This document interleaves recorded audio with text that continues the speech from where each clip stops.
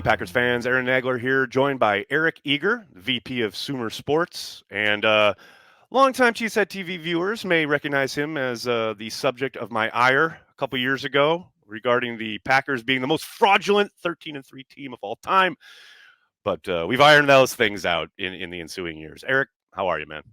Aaron, it's so good to talk. I know we've had our differences in the past, but we've made up before. And it's been a lot of fun. And it's been awesome this year because I've had my years where I thought the Packers were overrated. And then this year, I thought the Packers were underrated. And it was a lot of fun to watch these young Packers grow up before our very eyes and ears. And they were great, and it was fun even seeing them give the Niners all they could handle in the playoffs, and I think that the future's bright. So it's a lot of fun to come on here today. Well, I did want to talk to you after the NFC Championship game and the outcome that we all saw, and the kind of fallout, especially online, as is always the case, when it comes to some of the decision making and how analytics is such a, I don't know, boogeyman for some people. And I know some of the decision making that went into Dan Campbell and the fourth down decisions, some of that isn't even analytics. It's just what he wants to do, how he wants his team to be run, etc.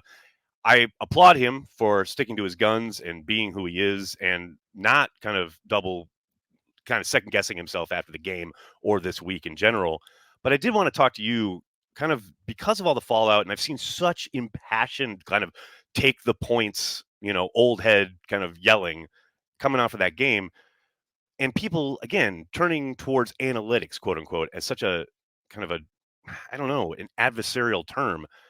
What I wanted to talk to you about, and it's something I think you guys do at Sumer and do very, very well, taking analytics like information, data, what have you, and making it actionable for teams, right? Because most teams now have analytics staff, at least one, if not more people in their building, kind of almost year round now. What do you think as far as, when you're talking about taking what you've learned in the analytics kind of field and applying it to the NFL game? What becomes actionable there? Because I think for a lot of people, yes, they see it online, they'll see it on a website like yours or just on Twitter in general. But what makes it actionable? What are kind of people in the analytics field doing that informs decision making and things that are happening on game day or in buildings at NFL teams? Yeah, I think it's such a good question because I think when we watch Moneyball or whatever, we read the book, right, and we look at and see it's like people don't bunt anymore, or the second baseman, now that they changed the rule, It's not the same, but the second baseman's all the way out in right field, and we think it's like ruining our favorite sport. But it happens in so many different ways. Like there are some teams that, for example, in Green Bay, they have Jack Berminski. He does a little bit of team building. He does a little bit of, the in-game decision making. And so that can go anywhere from, basically looking at like the surplus value of players. So, whether or not to price out a contract, for a player like Aaron Jones, or how to manipulate the cap. So some teams, they put, their analytics kind of in that cap, and whether or not, how much and where to pay players and where to put the void years and things like that. For other teams, the Los Angeles Rams, when they won the Super Bowl, they had a woman by the name of Sarah Bailey who was doing a lot of instrumental work in Sarah well. Yeah, in doing things, with player monitoring. So, they had something called Rams Wednesdays, where most teams practice Wednesdays, and they had their off days on Tuesdays, and the Rams did it a little bit differently. And if you looked at their injury rates, much, much different. And when everybody looked at Les Snead and the F them picks thing, and they're like, right, how were they able to win going against the grain and getting the Von Millers and the older players? How are they able to sort of win with that kind of roster construction? Well, they were able to carve out an edge by making sure that players were just incrementally more healthy than other teams.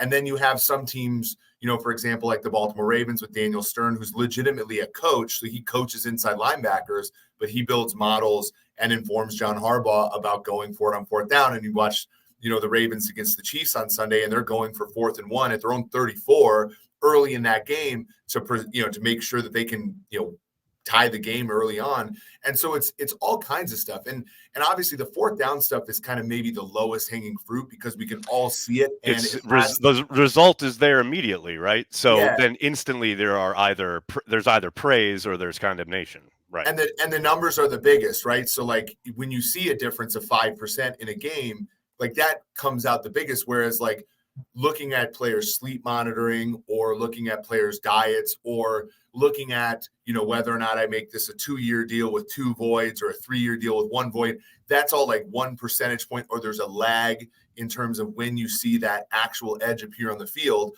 Or, in player development, someone like Jordan Love, where you draft him in 2020 and you don't see the benefits of it until 2023, like those things aren't immediate. So we're not going to go all the way and look at that and be like, hey, that's analytics right in that spot. Right. That's kind of where the heterogeneity and how these teams do. And to be quite frank, most teams don't have big enough staffs where they're covering all of those things. Teams like maybe Baltimore, Cleveland is another team, Philadelphia are maybe the closest to having all those bases covered. But a lot of teams like the Rams, the Rams don't really do kind of in-game, analytics, but they have, as I said before, like really good pin down, sports science stuff, the Seahawks being similar. And so, they're trying to carve out a niche kind of in those individual areas to get an edge. And it's within every single team in the league right now. It's just kind of like where you see it. And what I love about football is you see the evidence there. Like teams are going for more fourth downs. In 2016, no NFL team, the Packers were actually the closest with McCarthy. Yep. There were no NFL teams that went for fourth down more than 50% of the time when they should have. And then by the time you got to 2021, more than half the teams were. Passing has gone up, play action has gone up, all the kind of motion has gone up, all the things where statistics or just like evidence-based footballing would tell you to do these things more. That has not only come into the game, but it's made the game more exciting. That's like different than baseball, which I think has made the game a little bit more boring, or basketball where you've seen like maybe a little bit less of the kind of elegance and the mid-range shooting and stuff like that. It's made football maybe a little bit more exciting for some, but I think for other people, it's just different what they've expected their whole time. When their favorite team gets a stop on third down, they expect to be able to get off the field. And when they don't see it, they're like, hey, this is against the rules. Right. And I just think for some people that's jarring enough or they want to see a field goal because they want the game extended. Another thing to think about for the viewer or listeners here is think about how the broadcast talk to you. The broadcast incentive is for the game to be extended. They don't care who wins, whereas Dan Campbell wants his team to win. He doesn't care how long it takes. And so it's just, people reject change. And I think in football, teams are trying to win because everybody's dealing with a lot of the same constraints. And they're trying to take those constraints and meld them in different ways so that they can, get more out of them than the other 31 teams. I've talked to you about this before online, and you've always been really open to this kind of suggestion and or talking point where some of your colleagues in the space probably have bristled a little bit more. But to me, I think one of the things, especially this is a very online phenomenon. Like this is like when I meet humans and we speak, it's a lot different than when you type out a tweet and say something along this line, which is there's such strident defense of analytics from people who work in the field. I think it turns people off because there's a sense that, okay, this is right and this is the only way. And I don't think that's how you feel. I think you understand there are limits to everything, right? And the way that you've just kind of outlined, as far as these are ways that will help your football team. These are ways that will open up possibilities for you rather than be constraining, which I think people tend to view it as. But I think more than anything, especially as kind of younger people get into the sport, and most of them are online and consuming content and certainly on social media, it feels like that's where, now that we've kind of gotten into a phase of NFL football where, teams are going for it, going for two, right? Down 8 late in the game and blah, blah, blah. And all these kind of arguments that I get frustrated as someone who I'm not even in that space. And I understand why teams are doing that, because now it's been happening for long enough that, you should know it. Like at this point, if you're an NFL fan and you don't understand why that's happening, that's kind of on you. But at the same time, I feel like the analytics community and the people who have driven this type of change that you're talking about got to find some patience and some grace with people who, they're probably not getting it. And they're probably stubborn and ignorant on purpose. But that doesn't change the fact that, okay, yes, there are reasons behind it. Here they are. I've listed them out a million times, but here again is why. To me, that is probably more than anything, and I think you heard that in JJ Watt's assessment of PFF on the McAfee program the other week, where I don't totally agree with JJ there, but I understand why he feels that way because of the messaging, if that makes sense. Yeah. Well, no, like it's so funny, right? Like my dad is a minister, right? And for what it and so I always try to tell him, and it's funny. I'm like, you can't act like these people have believed the same things you believe for the last 20 years. Like they don't Right. have the same intuition that you have about these, whether or not they believe it or not. Like, Mm-hmm. and I speak from a place of humility here. I haven't always been this way. Back my previous career, I was in mathematical biology, and like I studied climate science, and like I was much harsher then with people who didn't believe in climate change. Like Right. it's and I tell you, like that doesn't work either, right? And that's something that actually matters, right? Football Yeah. is something that doesn't really We're just matter. talking football here, right? Yeah, and so like persuasion is a key, and and by the way, it's okay. By the way, it's okay to consume football and disagree with the analytics. Like this is an entertainment enterprise, Yep. and if you want to, it's like comedy. It's like if you want to consume, like I don't like certain comics, and if you like that comic, that's perfectly fine. Like it's an entertainment entity. All right. My issue, of course, is when people, like Mike Florio, who we've lost, years ago. Years ago. Who go and say Right. things that are intentionally ignorant. Like Yep. I have, I have an intern I have 4 interns who are now in the NFL who I'm proud of because I think analytics has allowed them opportunities to be in the league. They're from women, people from Sure. underrepresented groups. This has given them an opportunity to be, and so in some ways, Florio is right in that sense. But it's not because they're not qualified. It's because they present they give an advantage to the teams that they didn't otherwise have. And it's not that, and so I bristle at those things. So that's where I get to the messaging. Like I'm perfectly okay if people want to say I disagree with that or I don't like this. That's fine. Like as far as tastes are concerned, we're all allowed to have our own.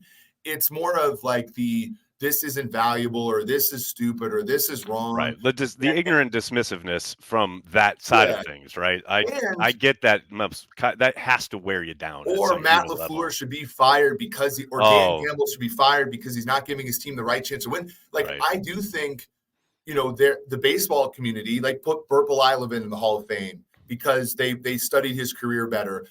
We, at PFF, we promoted Chris Harris Jr. We promoted Evan Mathis. We gave players opportunities to show off. And I genuinely believe in and I think hopefully people appreciate this. Like I've stopped the whole X doesn't matter. I think that Right. there's an element of you want to make sure this isn't a dehumanizing thing. You want to make sure that it's not a bean counting It's a thing. really good point. But you also, this is a tool to elevate some things that truly are valuable here. But we do have to make sure that in this community we don't go after people and say like you're liking like Sheldon Cooper, you're liking football wrong. Like that's Right. not a way to appreciate these things. And here's the other part: if everybody is and you guys figure this out. I'm a Cheesehead TV subscriber. I love the way that you guys do things. You guys do things sort of differently. And if everybody studied football and analyzed football the way that I do, I probably wouldn't be as valuable to the space as I am. So Right. like there's also a value there to being different and so like it doesn't actually benefit us all that much to give away some of the good stuff. Like the Right. 4th down decision stuff, it's like, yes, this stuff has been solved. If you don't want to get on board, that's fine. But these teams are actually going to They're do doing it. whatever. Exactly. Like, And winning games with it. That's the funny thing. I mean, it's so funny you bring up the 4th down thing because I remember reading the Harvard paper. I can't remember the author's name, but somebody did a paper. I'm talking like a decade plus ago. I think the title literally was why teams should go for it on 4th down. mhm. I don't remember if it was more often than they do or all the time or what it was, but I'll never forget like on message boards, like on football guys back in like the early 2000s, people being up in arms about that idea. And now it's like not only proven out to be not maybe right, but certainly actionable. It's fascinating to watch teams, to your point, going for it on the 34 your own 34-yard line in an Or AFC Championship game.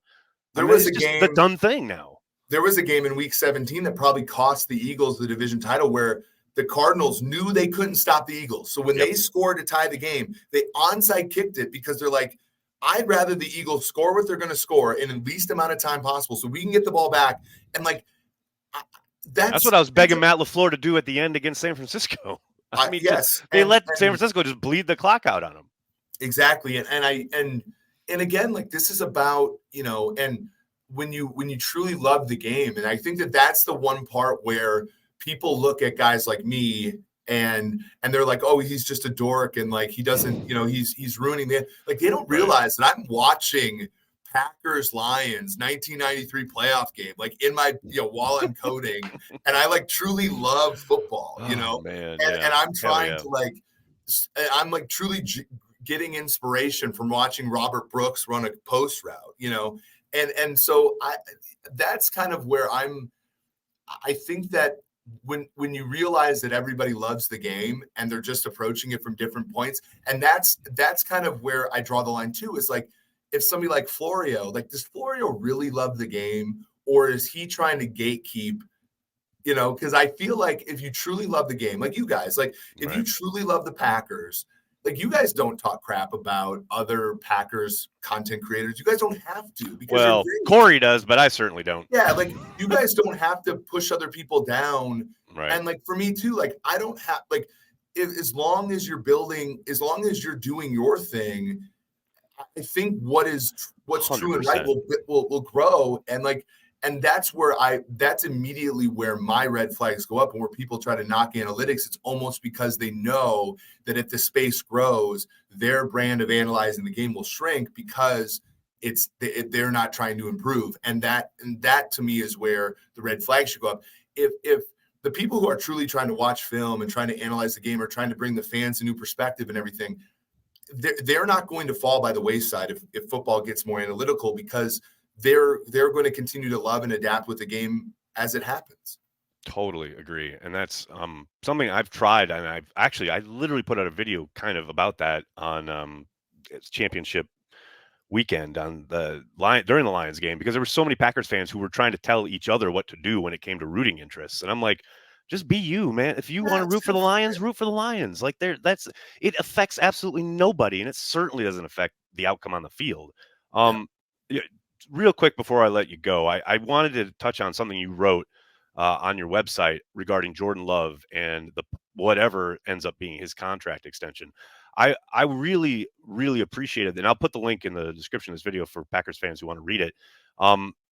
You mentioned sticker shock, which is something I've been talking about pretty much since Jordan went on that tear the second half of the season. I think Packers fans need to be ready for that because I don't doubt for a moment that they will, when they're allowed to, here in May, when they have negotiations about his contract extension, I think there are going to be Packers fans who have some sticker shock. And I think A, that's the cost of doing business at that position. And B, I don't doubt for a moment that whatever that shock might be, you give it 2-3 years, and this almost always happens, it's going to look like a bargain if he continues to play at the level we saw towards the end of this season. Yeah, for sure. And that's the whole thing with quarterbacks. It's like, never was there a time when Brett Favre or Aaron Rodgers' contract was holding the Packers back. Because the whole deal was always what was their performance like. We were always talking about, was Brett Favre throwing too many interceptions? Was he not healthy enough? Was he not taking care of himself? And with Rodgers was, the late McCarthy years, the early LaFleur years, like the whether or not the Packers were winning was always dependent upon how Rodgers performed in that offense and not how much money he made. And that's when you have a quarterback. And I truly believe like there are the Cousins, there are the Daniel Joneses, there are the Derek Carrs, but when you take one look at Jordan Love, he's either going to be a bad quarterback or he's going to be one of the great ones. He does not have midline quarterback traits. And that's, and I in my Consumer Sports YouTube channel, I wrote, when he was first coming out, he's the kind of quarterback I get wrong because he's at a small school, he has the traits and they weren't materializing. And there are clues you pick out in the NFL. And one clue, there's a couple of them. If you trade with the Ravens, you're losing. If the Packers are going to buy into a quarterback, he's probably good. And so if the Packers were going to let Jordan Love be their quarterback, though, and you watch him throw for a minute at Utah State, you knew that there was going to be, the movement skills and the ability. And now it was dark. I mean, you remember the Vegas game on Monday Night Football? I'm not. The Vikings, the first Vikings game. Oof. Yeah. And there were dark times. I mean, you remember in 94 when Holmgren walks out and put Mark Brunell in, and then he decides to get wait a minute. Yeah, there were never really those dark days with Rodgers. I mean, but with that happens. But when you take one look at Jordan Love, I mean, I think at worst he's a Matthew Stafford type, where the flashes are going to be there, where it's like, okay, the good years are going to be Super Bowl caliber quarterback playing years, and the bad years might frustrate you. I don't think that they're going to be the Kirk Cousins years. And so the dollar figure is never going to matter for Jordan Love. He's always going to be good enough to make the kind of money, especially in the NFC, where you're never going to look at the Packers and say they can't win because Jordan Love makes too much money. Yep. It's always going to be Jordan Love's the fixed guy here, and the offense just, if they're not producing, it's going to be something else. Yeah. And so, if they come out and it's like 4 years, $200 million or something like that, Packers fans will be like, holy shit, that was 1 year's worth of play. But that's what it is. That's what it takes to sign these guys. Market now. And to your point, like, he's certainly shown enough towards the end of the season, the second half of the year, no doubt, as far as just, and I'm not even talking the numbers, which were insane, by the way. I mean, and pick a metric, and they were off the charts from basically week 9 or 10 on, right? But just turn on the tape and look at some of the throws he makes, some of the plays he makes that you can't really account for as far as, okay, what is the quantification of the value, blah, blah, blah. Like, that's just, for lack of a better word, God-given talent that you can't teach, you can't coach, that he is displaying with consistency. And that's the other thing.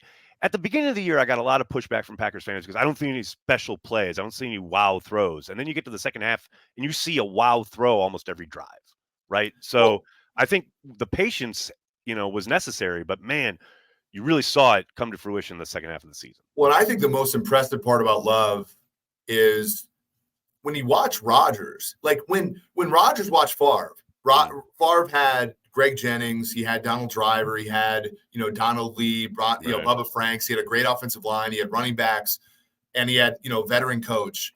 And then when he stepped in, he's had those same advantages. When Love was watching Rodgers had, Adams, he had Valdez-Scantling, he had Cobb for a lot of times, he had Lazard, he had tight ends, Tanyan and Lewis. He had a running back, and people forget Aaron Jones was out for most of the year, and so he steps in. Bakhtiari for a lot of the time. He steps in. Bakhtiari played one game. Aaron Jones plays one game before he's out for most of the year, and then all the wide receivers are young guys. Like, I could barely spell any of their names, and so not only does he have to learn, he's learned, like, he had to step in. But like the book is written in Chinese, and so it was a very. I was very impressed with him, and I think, again, when you think about quarterback pay, it's all, in my opinion, about, again, once a guy reaches a talent threshold, it's not about the money. And again, like I grew up in Minnesota. A lot of my friends are Vikings fans. For Kirk Cousins, it's about the money because the talent level is good, not great. For Jordan Love, it's great. And you have to Packer fans have to deal with that. And what's great is we already know how well he can perform when you surround him with a bunch of young players. He did great. So, the future's bright, I think. I couldn't agree more. Eric, I really appreciate the time. Thanks for coming on Cheesehead TV. Make sure you check out his stuff at Sumer Sports. Like I said, there'll be a link in the description of this video. Eric, thanks a lot, man. Hey, thanks for having me.